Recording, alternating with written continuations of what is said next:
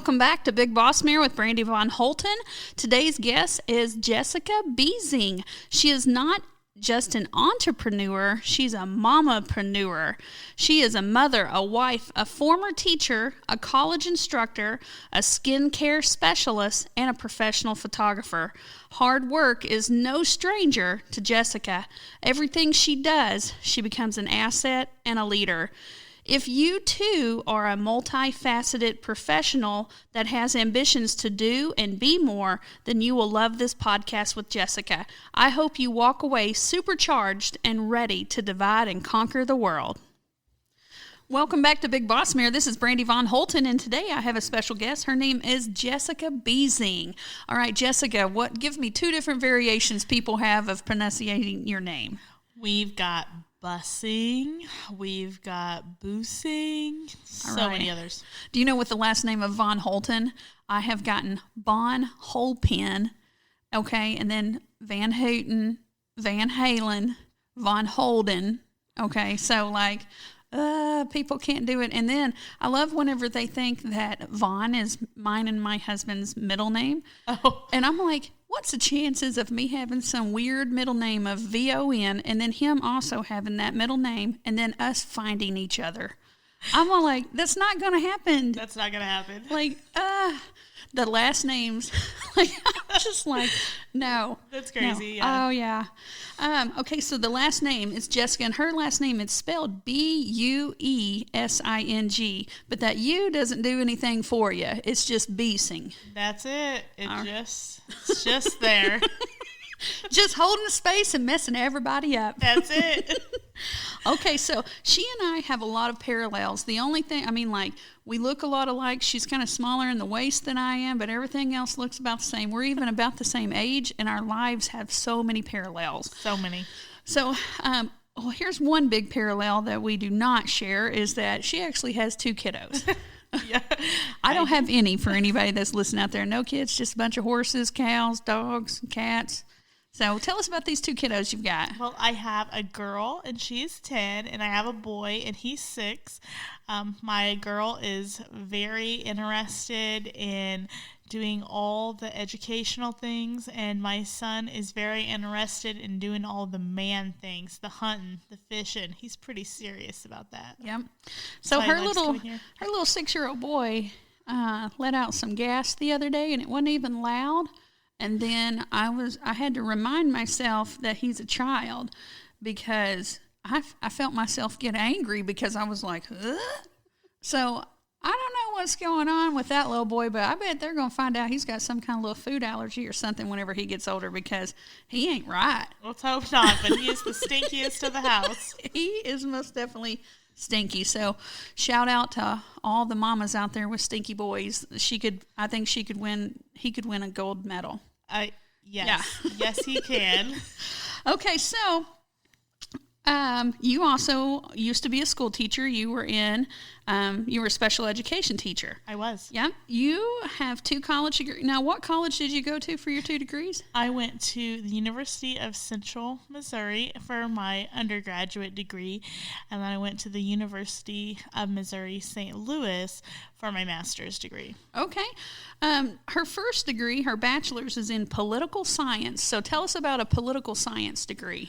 Well, political science is a lot of theory, and it's a lot about participating and running in the government. And I learned pretty quickly that was exactly not what I actually wanted to do. I did make it to the final round of trying to be employed for the state of Missouri's representative in Washington, D.C., but I didn't make it, and I'm kind of glad. It kind of worked out in a fun way.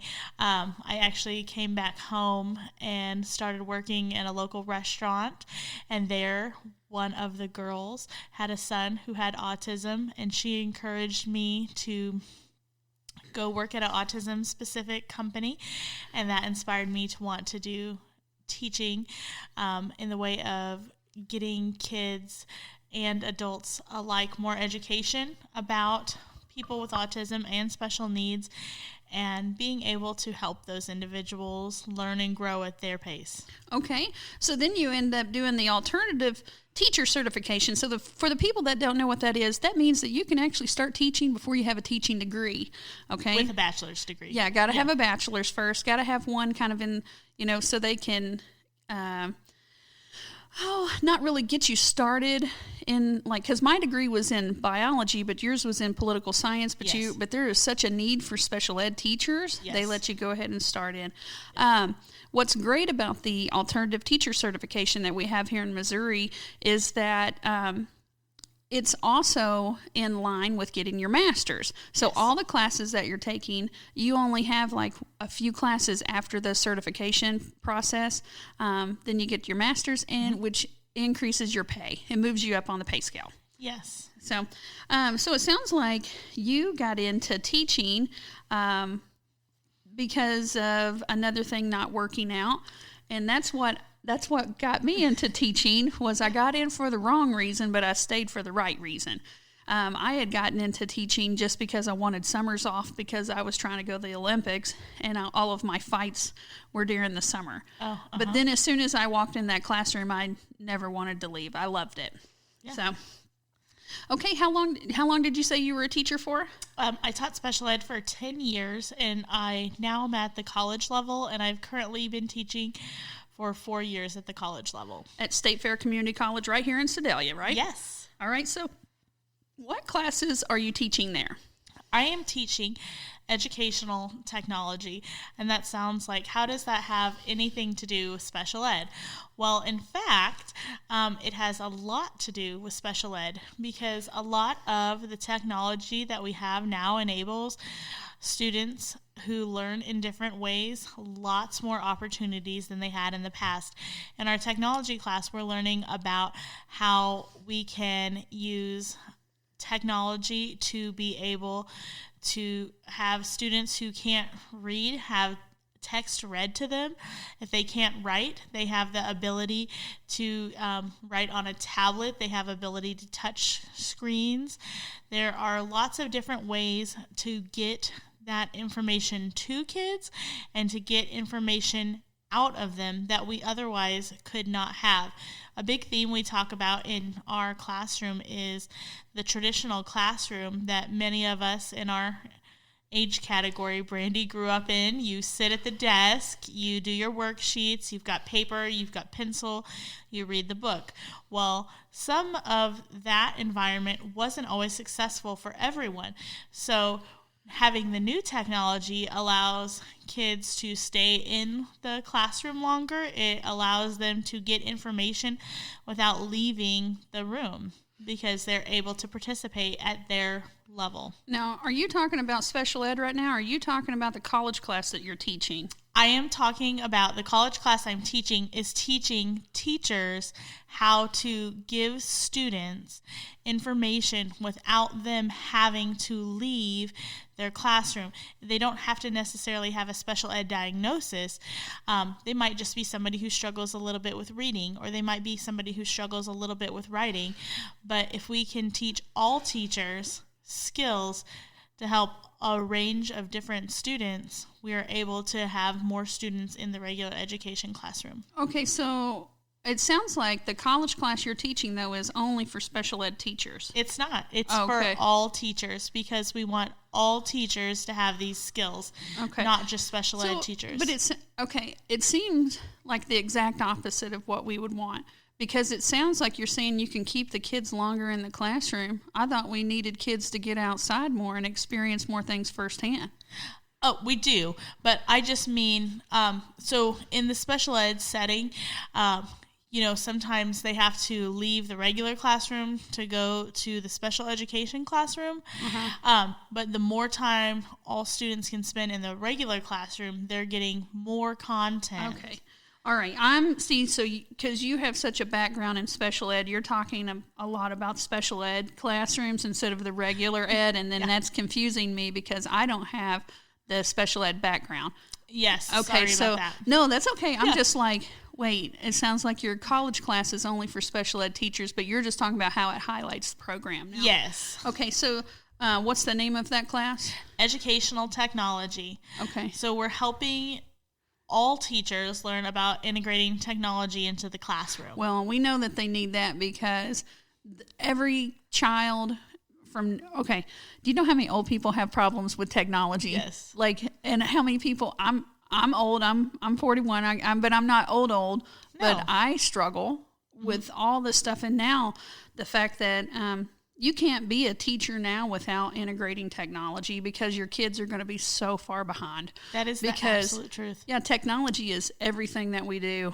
I mean, there's just no way around it. Technology is a must in the classroom right now. It is a must. So you teach just one college class then right now? So you're an adjunct professor? Yes. Okay. I teach the same class but multiple sections. But yes, it's the same class. But okay. Yeah. Now then, in addition to teaching there, you're like me. I have the wedding venue. I have Von Holten Ranch. We have a boarding barn, and then I also write books. So I have all these little facets. And I told y'all she's just like me, just a little bit different. So she's a mom. Then she's also a college instructor. Now then, you also sell Roden and Fields. I do. Okay, so that's a little bit more than a side hustle because you do pretty good at this. I do. Okay, so tell us, what is Roden and Fields? Okay, so it's a premium skincare brand. When I started this, it was about getting my acne under control, but I'm on year 6 now, and it has changed my skin, but it has changed the way I view myself and others. Joining the skincare business is what kind of pushed me into the entrepreneurial spirit, if you will. It got me thinking beyond just day to day. It got me thinking into my future and what I wanted long term. And part of that long term was to be able to help other people like me not only have the best skincare, that it was to be helping them get where they wanted to go in life too. With making money. Making money, or money, unfortunately, is the means to the end on a lot of things. Is money the best and greatest thing? No, I'm not saying that. Oh, but there's nothing wrong with making money. Do you know that's actually in a lot of different books I've read about how people feel guilty about making money? But I just wanted to make sure that, this right here, it's profitable.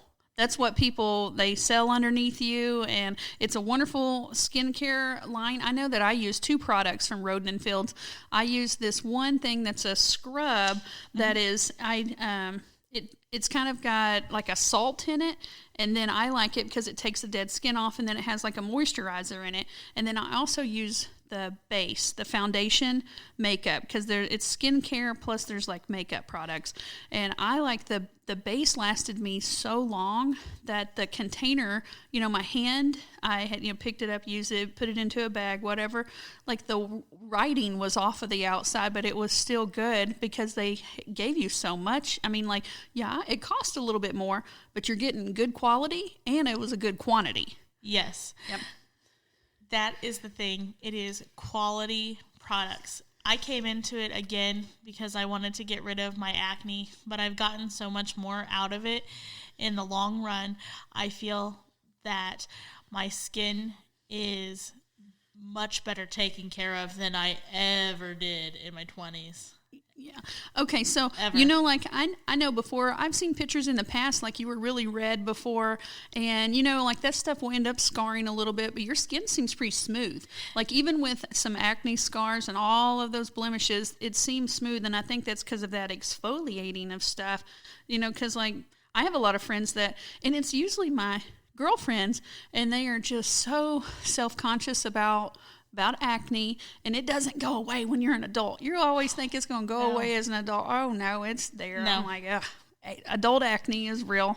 My dad's in his 60s, and he still has pimples come up. Okay. So, poor guy. I know. But your skin, it does look really good, especially compared to those old pictures. And, whenever I just feel so sorry for everybody because it's it's natural and stuff like that. But Roden and Fields has helped me out with that, and I must crunch my eyebrows a lot because I've got like this little ravine that's starting between my eyebrows, and I've seen it get a little bit less deep because I just scrub the crap out of it right there with that Roden Fields. I'm like, come on, work, take that off, exfoliate, and moisturizing. That's the key. Okay, so college instructor, Roden and Fields. Now those are the two small things. Okay. Yeah. So now let's get into the big thing about what Jessica Buesing does. Okay. So she is also a photographer, but then she has different areas that she focuses in, and her photography is not called Jessica Buesing Photography. It's actually called the Scarlet Lens. Isn't that a sexy name? The Scarlet Lens. So explain the name selection first so they understand the story behind it. Okay, so I am super lucky to have not one, but two redheaded children. So I didn't want to just say red. I wanted to come up with a name that was kind of close to red, but had a catch to it. So my friend and I came up with the Scarlet Lens for my photography business. And like Brandy said, I have many different segments with the Scarlet Lens. Under my Scarlet Lens umbrella, I do families and children, and that is my heart work, the stuff that I love doing. I offer real estate photography. I offer boudoir. I do offer boudoir. That's a new thing for this year. Yeah, it's a newer thing. Yeah. I do weddings. I've done some weddings at Von Holten Ranch. It is absolutely beautiful. And something else that I offer is a photo booth. So my photo booth is like no other. It is a full-size interactive touchscreen mirror that several people can get in front of, and it's got customizable printouts. So your name, your date, your images, I design all of that. Okay, and you can get that. It prints out right there, kind of like the old school movie ones where you know, so you can get that printout right there before you leave. So we've used her services before. She's been here for some things, and it's nice because sometimes if you have like a corporate event, you'll have a sponsor. And then you can put the sponsor's name on, they can put their name on that photo because everybody wants a photo. And then the sponsor's logo or whatever's on that also. Okay, but not for the weddings or anything like that. You can put Jason and Brittany, 2021, yay. You know, put your wedding date so they'll remember. Love never ends. Love never ends. That's right. So, and then it's nice because then you can put the flowers around and all that. But here's what because I've taken several photos in her interactive mirror. It's nice because okay, so like I'm chubby. Yay, I just admitted it, right? Whatever, okay. Me too. Yeah, yay. We're warm. Yeah. I think we should take out the word chubby and be like, I'm warm. Festive. I'm festive, okay. I'm soft. Anyway. Cozy. Okay, well, I've taken pictures before where everything looked good, but then like my shirt would be tucked underneath my fat roll on one side or something, or you got this one strand of hair that's in the way. Yes. Or it'd just be something that's just like, y'all didn't see that? You know, y'all didn't see that? And nobody's like, oh, we didn't notice, you know, and I didn't notice anything wrong with them because everybody's just focused on themselves. But It's nice looking in that mirror because then you're like, oh, snap. And then you take even better photos because you get to see your reflection. It's an interactive mirror. So first of all, it's a mirror, and then it's counting down, and you can see the numbers through the glass, and you can see if you look good or whatever. If something's wrong. Change it. Yeah, most definitely. Yeah, because you get to take multiple pictures right there in a row. Yep. So that's nice, yeah. And she's had props before where, like, if anybody wanted to do, like, something for St. Patrick's Day or something for Valentine's Day, she has, like, little glasses, little hats. You know, that's always fun, especially if you can use these things for other things other than weddings. I mean, you can, if it's a corporate event or a meal or something where they're trying to raise money, I don't know, you can have all sorts of themes. So. Yeah, props match the themes depending on the event. I wanted to go back to what Brandy had said about the having corporate sponsors, something huge with the Mare is it is fantastic for residual marketing. If you're a business and your name is on that picture, where is the first place that people put those pictures up? I feel like I should know the answer. Okay, I would probably put it either on my refrigerator or I would hang it somewhere. Yeah. Like I have them hung up in my office on my cork board, so I have them there. Yeah. Yeah, so like places you can see it, and if you can see it, other people can see it. And every time somebody looks at that photo, they look at your photo, but they also look at that frame part that I was talking about that's completely customizable. And every time they see your picture, they're going to see the template too. So that means they're going to have residual marketing of seeing that name attached to it. So example, on if Brandy and I are going to do an event together, and I made the template, say, Von Holten Ranch, and somebody takes that home to their house and they put it on their fridge. Every time they open that refrigerator and look at that picture, they're going to see Von Holten Ranch every single time they open it. So it's just a little fun way for that residual marketing to keep going. Well, you know, a lot of people did that in the past with the small calendars. Yes. Yeah, they would put their business card with a small calendar.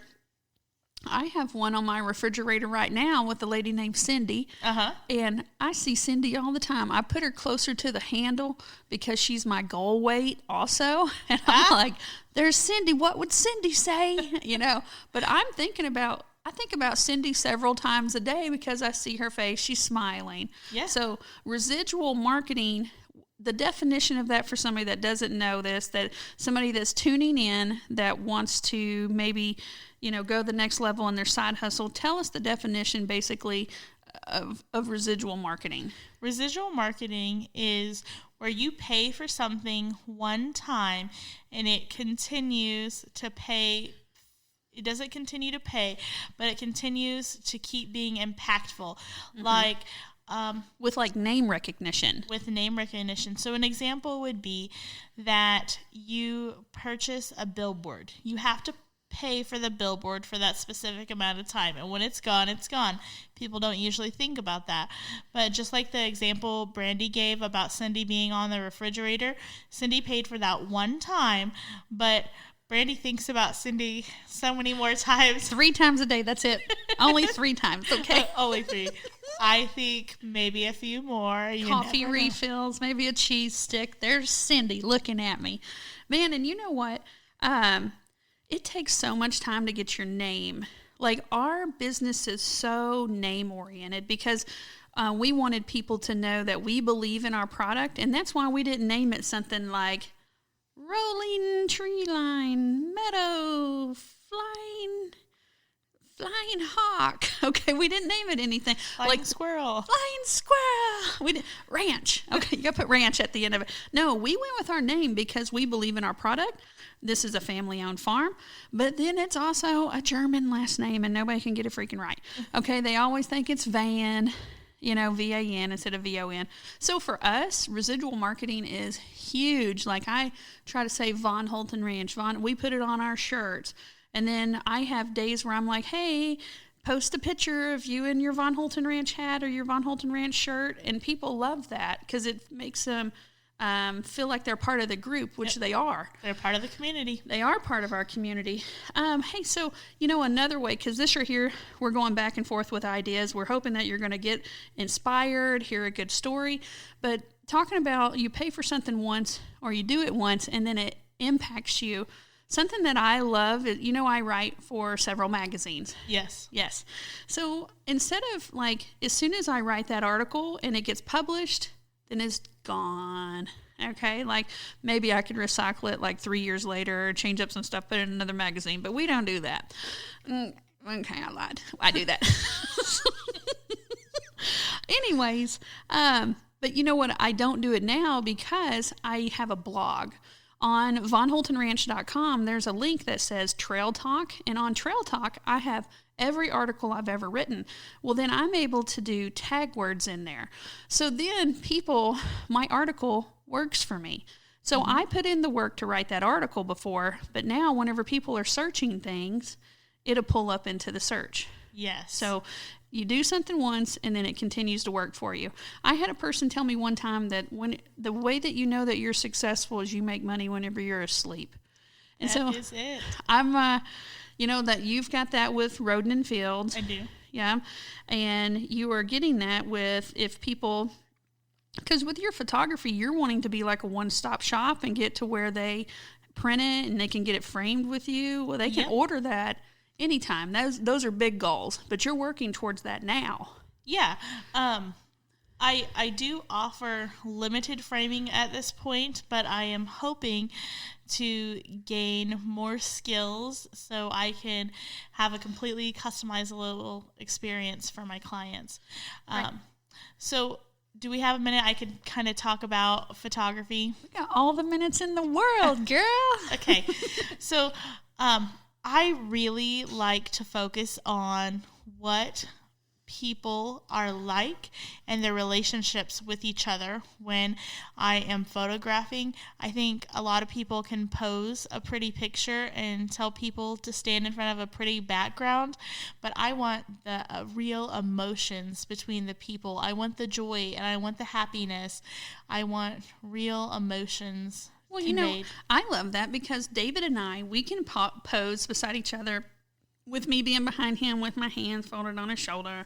But in real life, my husband rolls his eyes at me all the time and shakes his head. And I've got this big old laugh with my mouth all open. And then he's just like, oh my gosh, you know.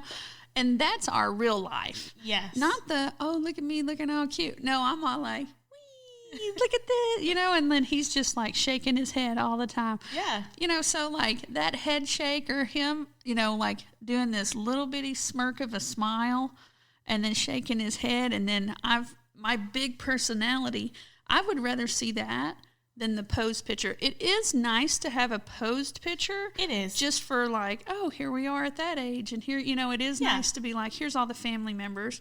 Yes. You know. But I will always do that. Yeah. But the emotion-driven one, that's where my heart's at. Because if you look at a picture and you can see laughter, it makes me feel laughter, which is happiness. Yes. So that's something that you're wanting to focus on is more like emotion-based? Yeah. I believe that photographs are extremely important to our lives. Even with all the new technology, I still feel that a professional photographer, which I am, I'm a professional photographer. I'm in the Professional Photographers of America, and I'm in the Professional Photographers of America Missouri chapter as well. Yeah, you're even going to run for or put in for a candidacy for like an official spot, right? Yes. Or as a leader in it? I am going to file my candidacy to be a part of the board in 2022. Right, and we're in 2021 right now for this interview. Yes. Okay, so next year. Yeah, next year. I'm hoping to be a part of that. Well, professional photography, I mean, hands down. Like these phones that we have, my phone is expensive. I always have to have a nice phone because it's got a nice camera. But then it just does not compare to a professional photographer that's going to do editing. And I'm not talking about smearing my makeup around so you can't tell I'm old and stuff like that. But then just the angle that they come in, you know, that they bring and the experience that they bring. Yeah, everybody can take good pictures with their phone, but I don't want to have a good business. I want to have the best business. Yes. And hands down, professional photography is needed. It is. It is still so very vital to what people need. We need someone who knows how to set up a situation in which we're going to bring out the best in a person's soul. Yeah. And when you're shining from within, you're going to shine on the outside too. Right. And that is very different than being able to stand in front of a pretty backdrop. Right, most definitely. Well, with weddings, that kiss is supposed to happen one time. I mean, you better have a professional right there. Right? That's right. And then, you know, I have seen, oh my gosh, just talking about the weddings in general right now, that's very specific, but Man, I've seen so many people get their phones out. So for my brides that are getting married, you need to have a sign that somebody carries down that says, put your phones down. Even my aunt and uncle, nobody has the right to have their phone out right now because it cheapens your wedding photos. I mean, it makes it look tacky because here's everybody all seated and then somebody's got their hand in the way. And then it takes away from the professional photographer getting that memorable moment. Okay. Yes. That's something that you need to think about when you are planning your wedding. What is your family's policy on having the devices out? Some people are all for it because they want to see different angles, and then some people aren't. Right. It really is a personal preference, but do you want to see people's hands with devices in front of the bride and groom, or do you want to see the bride and groom? Right. It's really something to think about. And if people want to have it where they don't really care, they're just going to have to put the photographer in between the people and the bride and groom. So then all of the other people's picture, they're going to have pictures of your butt, Jessica. And that's what they're going to see, your hair and your butt and your shirt and everything. And that's going to be the part of the picture that they get. But that's okay because you've got to have the money shot. That's the it. one of the bride and the groom. That's it. So emotion driven, tell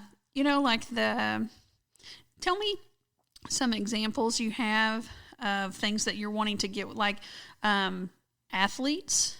Like, is that some emotion-driven or, like, in-action shots you're wanting to do? What are you wanting to do with that emotion-driven photography? Yes, the athletes, that's a big one, of being able to show that spirit in those times of happiness and sadness. Mm-hmm. If you've ever played a sport or been in a game of any kind, it always comes with extreme highs and sometimes for extreme lows, because really think about football. There's only one winner in football, so right. One team's going home champions and the other's not. But there's joy in, it's awful, like as a former fighter, I mean, there's been times whenever I've lost, but then I've looked back at pictures and I'm getting a hug from my coach. Yeah. Or I'm congratulating the other person. At the time, I'm all like, screw that girl. I don't like her. I hate her. But then later on, after I've digested the moment, then I appreciate the losses. Like, I don't remember wins. I remember the big ones, but I fought, probably 1,000 times, if not more. And I only remember, 5-10 fights. So the rest of them, it's more like, oh, I miss being part of the team. So even if I lost, there were teammates around the ring or something. So it's okay to take pictures of that also. Yes. You appreciate them later. It's both sides. Mm-hmm. But in a family dynamic, when we're talking about using emotion photography in a family, it's the connection between siblings. It's the connection between mom and dad. It's the connection as a whole family and how they function. It's brother and sister picking on one another. It is mom and dad surviving the chaos that is childhood sometimes. Yeah, most definitely. A shout out to all my mamas right now that think they're losing their mind. You are a little bit. It's going to pass though, okay? I am. Trying to balance all of this for sure. So, Jessica's actually part of I have a Big Boss Mare private goal setting group, and she is in there also. It's I did my first one, and that's what she's in right now, is like ground zero, my beginning one. Yep. And man, I just feel like there's so much positive forward momentum in that goal setting group. And I know that you've shared some goals and shared some struggles, and it's just been really helpful for this whole bonding. I think at the end of our 100 days, I'm going to see if everybody wants to get together and do a dinner for the people that are in. We have people from 7 states in there that are sharing goals, and they have to post a picture of how they're doing each day and their lists and what all they're getting done or not done. And I love being part of that Big Boss Mare group. I know that it's helped me be more accountable because I feel like I want people to see the good, the bad, and the ugly of goal setting. Like I posted the other day, like we're 25 days into our 100-day check, and I have things that are going well. I have things that are stagnant, and I have one area that I'm actually regressing in, and I'm like, okay, I need to focus. But it was, if I wouldn't have been in that group, I would have already just been like, nah, okay, never mind. So it is helpful to have like-minded people that are trying to get things done. So Jessica and I are working together all sorts of times this year. I know that she's wanting to do, so boudoir, you don't have to be naked because I'll probably end up in some boudoir photos. And I think the sexiest I could ever feel would be crazy, half done, half not done, rolled hair, okay? White t-shirt, or not white t-shirt, white collared, long sleeve shirt, and then nice stuff on underneath, and red lipstick, pow. Probably some pearl earrings, pearl or diamond earrings, and I think that is probably would be the sexiest I could ever imagine myself would be in that outfit. Now, other people have other ideas of what sexy is. Absolutely, and so the essence of boudoir is not about what you're wearing, it's about how you're feeling. So it goes back to that emotion driven, because we want to connect as individuals. And then for boudoir isn't about for being for somebody else. Yep. It has gotten a bad reputation of, oh, I'm going to do boudoir just for my husband or my significant other for Valentine's Day. Right. And it's gotten a bad reputation of that. But really, it's a lot about empowerment. And that kind of brings me... that's the way I view it, is empowerment. I don't view it as kinky, raunchy, hustler. I don't view it as that. I view it as like, heck yeah, look at me go. Because I'm a big girl, and I'm all like, but when you're sexy. Yes. And like, man, I know that if I can feel more confident, then it doesn't matter what I'm doing, I will be more confident. I know whenever, here, y'all are going to know way too much information. Okay, here we go. Ding, ding, everybody listening. Whenever I have something big to do, my toenails are red. I have on the prettiest underwear and bra that I own. I have on my best socks probably also, okay? I have shaved. I have lotioned up my legs, and I feel unstoppable. And that's whenever I will go and do these large presentations at colleges. That's whenever I will compete for like a national title in something. There's like a whole bunch of mental prep going on, because if my mind is right, I can rule the world. Boudoir photos, what I view it as like, oh yeah, I'd have, a couple of nice photos that I would end up with that, and they would be just for private use. I'd probably have them in my bedroom or something, In a beautiful lay flat book. Okay, in a beautiful lay. Okay, in a book. Okay, I didn't know where they would probably end up at, but I highly suggest those books. Okay, well, because then you can flip through it. But man, whenever I see pictures of me rocking it, I'm like, that's who I am. That's me.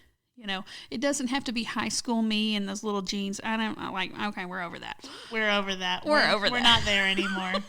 Well, and I feel confident in who I am.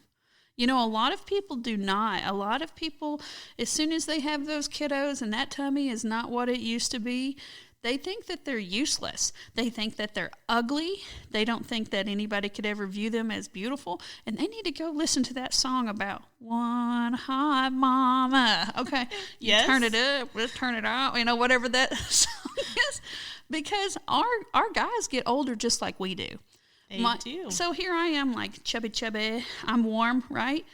My husband will be like, you're so warm. Like he loves my warmness. And I'm like, yeah, that's all that chub.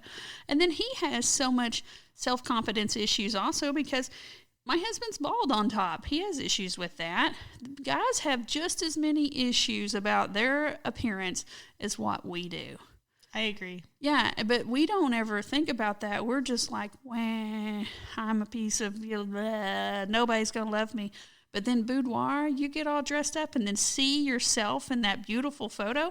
It's going to do something for you mentally. I agree. It doesn't even have to be anything even remotely lingerie. Yeah. It doesn't. It's just taking... I'm sure it's going to say Ariat on it. Okay. It's short for Secretariat. It's this horse that, like, won some stuff, and they have, like, a clothing line that's part of its name. Okay. Yeah, Jessica's not a horse girl, okay? All of my horse people right now are like, oh, my God, she just called Secretariat, like, this horse that won stuff. Like, it's a big deal. Okay. Okay. Well, so it has to be, it's just really about that empowerment. And I do want to talk about in our Big Boss Mare private group, that is something that I feel like we are a strong group of women who are lifting each other up and giving them empowerment. Just being able to hear what other women are going through with their families and things at this time in life, it helps you not feel so alone. Right. I mean, right now we have a police officer in there that's trying to lose weight, and she's trying to lose 2 pounds every 10 days. And then we have a professional rancher in there. She just pulled a 27-hour shift the other day because the cows are birthing. Okay. We have another lady that's that's trying to get ready to start writing a book. We have people organizing things. We had one lady that had like a form of gastric bypass, and she's in her weight loss journey. And it's just been really nice for her to have a place to share that she's hitting her food goals. And then I'm a nut job because I have, my goals have goals. Like, I've got a poster. It took a poster. My goals got goals too. I know. It took a poster to put all of my goals, but then I have several posters because there's different divisions. Like, there's the house, the ranch, and myself. Same. Yeah, I know. Like, if I didn't have goals to tell me, to help me work towards, I wouldn't get anything done. My wheels, I would look like Fred Flintstone whenever he's trying to get his car going, and then, or like the hamster on a wheel. That's what I feel like without having a list of goals that I can mark off. I'm a huge, huge, huge fan of checklists. Oh, yeah. Those are vital. Yeah, most definitely. Okay, so there's got to be something I have not. Is there something from the college class or Road and Fields or the photography that we have not touched base on? You had mentioned something about this book. So tell me about this book, because that's probably a service that you provide. It is. And so the lay flat books are beautiful because you can sit them on a table and they can open up and they go all the way across. Okay, so it's not going to try to fold up in the seam. Yes. It's going to literally lay flat. Lay flat. Okay. Yeah. So the lay flat books aren't just for boudoir. They're for families, and I've seen that you've taken pictures of dogs and pictures of babies and pictures of couples for maternity, engagement, weddings. We've talked about boudoir a lot, and that is literally like the smallest sliver. Like if we had a pizza that represented everything that Jessica does for photography, it's the slice that you would not pick first because it's just the smallest. It's not. My children and families and weddings and engagements and my high school seniors are a huge part of my business. Right. If you want to see some of my photos, go to www.thescarletlens.com. And we'll do that at the end of the podcast also. I'll make sure so y'all don't have to like pause it right there. Yeah. Because then they'll be able to come back to it because they'll be at a set spot. But in Scarlet Lens, SCAR, SCAR, and then LETT. Yeah, 2 T's because I have 2 redheads. Okay, scarletlens.com. So that's your website for looking at all your photography. Yeah. So the lay flat book, that is nice because like my husband and I don't have it's not called a coffee table. I guess it is called a coffee table that usually you have in the middle of your living room. And it's nice to have like for whenever people come over, it's kind of like something that people do. But I've went to other people's houses that have those. Our living room is just small. I would probably put it even on like my bar. Yeah. Yeah. It's something that people can pick up and look through and share in your memories. Yeah. That would have to most definitely be like one of David and I doing archery, or David and I like wedding day or something like that. Yeah. And it can be anything that you want it to be that tells the story of you. Okay. So I really highly recommend getting books with your photography session, because it's a nice, easy way to display a lot of memories in one location. We all only have so much space on our walls. Right. And it is nice to have those big 11 by 14 photos on the wall. They're beautiful and they take up a lot of space. That's just one photo. It's just one photo. Right. So if you have a book, you can put multiple photos in there and share in those memories. My kids love to go back through and look at our photo books. They love to look back at themselves when they were babies. Yeah.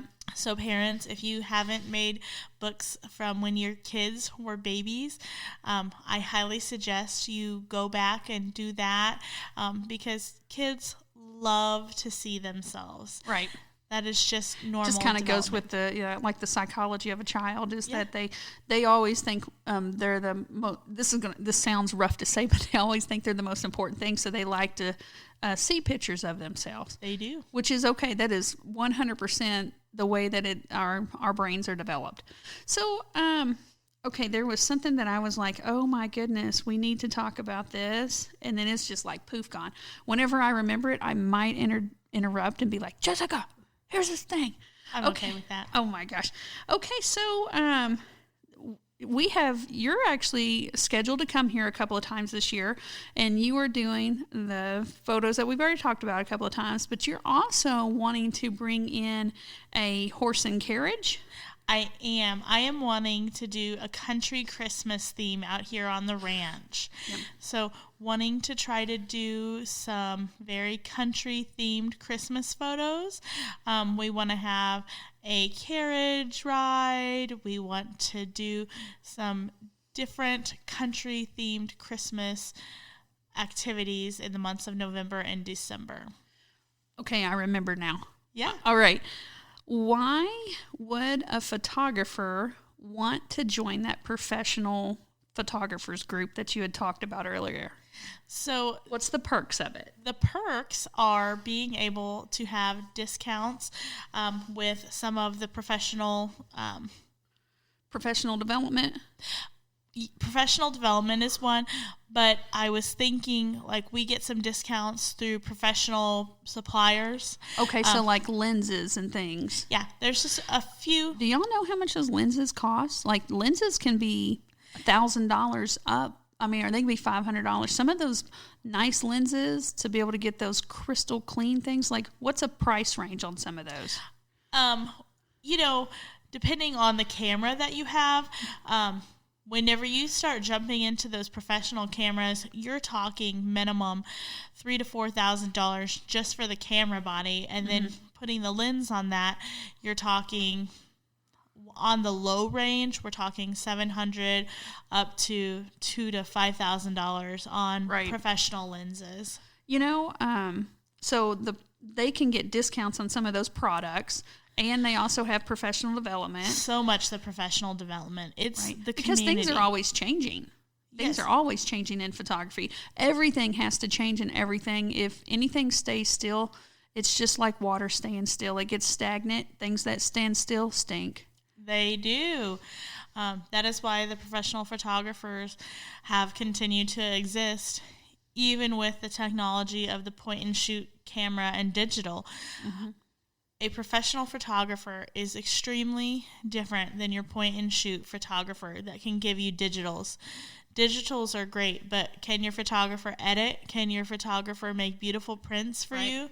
Can your photographer show you in the best light? Right. I know I love professional photographers because I'm getting older and I'm larger. Like, I need the angle to be on point. Like, it needs to be great because I don't want my double chin showing. I mean, unless I'm talking about like, hey, here's my imperfections, yay. But I don't want them to bleep it out. but there's an angle at which it goes away, okay? There indeed is angles at which it goes away. Yeah, I don't want anything to ever be smeared out on me or whatever. Like, I can live with you're it. real. Yeah, I have got a little mole at the end of my nose. I'm going to get that thing cut off. It's growing. I am 41 years old, and I have grown a mole on the end of my nose. It's the same color, and I'm like, oh, that's so real. I might have to get rid of that reel. The things that we have as we get older as women become insane. Yeah. The things that nobody tells you about them, and No, you're because like, you wouldn't look forward to it. what is this? Ugh. Yeah.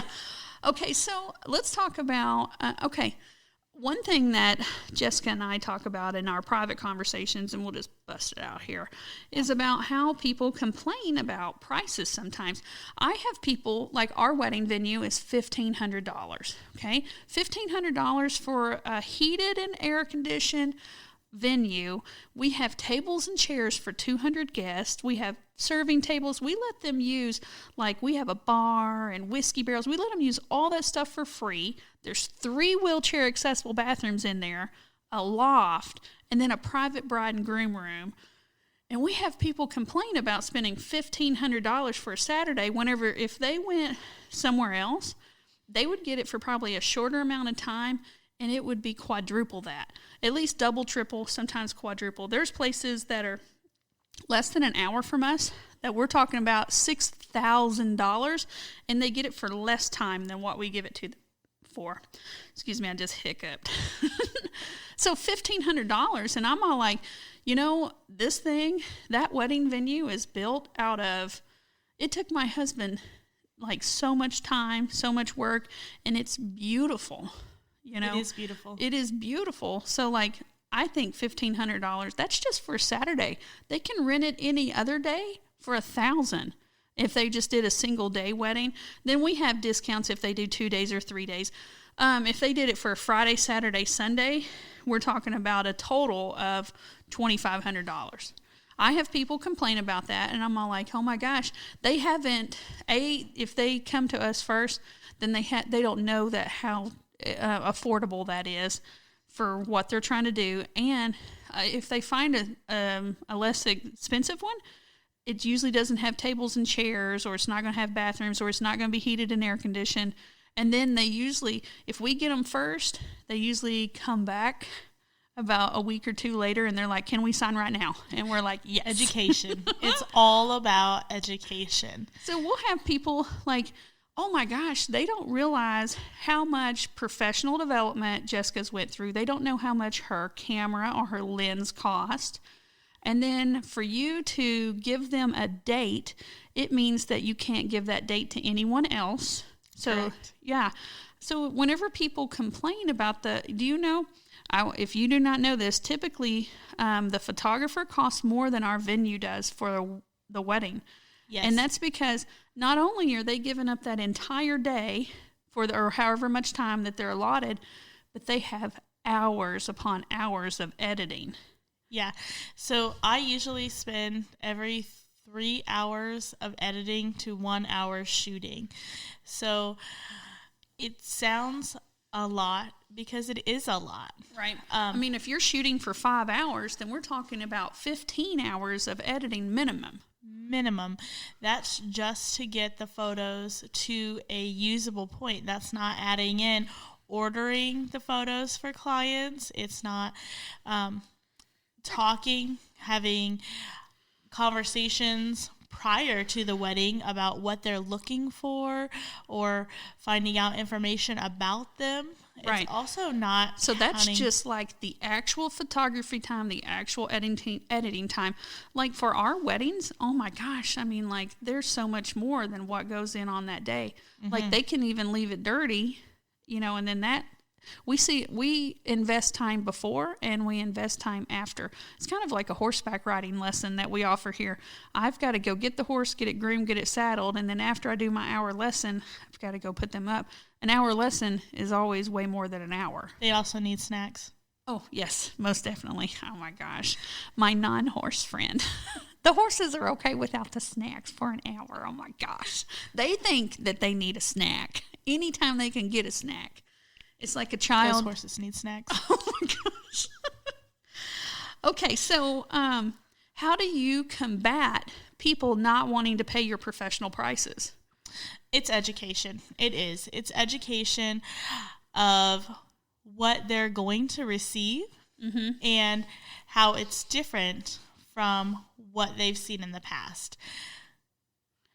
It is a completely different experience, and as business owners, we should be educating our clients, our guests, about who we are and how we are going to offer our experience. Right. And from that point, they will see the difference and the value in our work. Right. And as a professional, it is always important. Okay, so please listen up if you're a professional and you're trying to get something out of this right here, okay? Do not go and talk bad about another professional. You need to just talk about yourself positively. Yourself. Yeah, do not be like, well, this venue does this and this venue does that. Comparison is the thief of joy. Yeah, nobody wants to hear that. They want you to be like, here's why you should book with me, and here's some examples of stuff. And I want someone to choose me because of the positive that I bring instead of the negative that I highlight about another competitor. Yeah. And and just an FYI, if you are ever wanting me to spend money with you, and as soon as I hear you do that, I will run away. I will not do any business with them because I'm like, oh, they're not the professional that I need them to be. Yep. So there's just a little tidbit of professionalism information. What do you have? Okay, if somebody wanted to become a professional photographer, what do they need to do? Do they need to shadow someone? Is there photography school, or do they need to work with someone? What do they need to do, Jessica? There is. There are lots of great photography schools. Depending on what state you're in, I would start there by contacting the state professional photographers and start talking to them, see what kind of classes they have going on.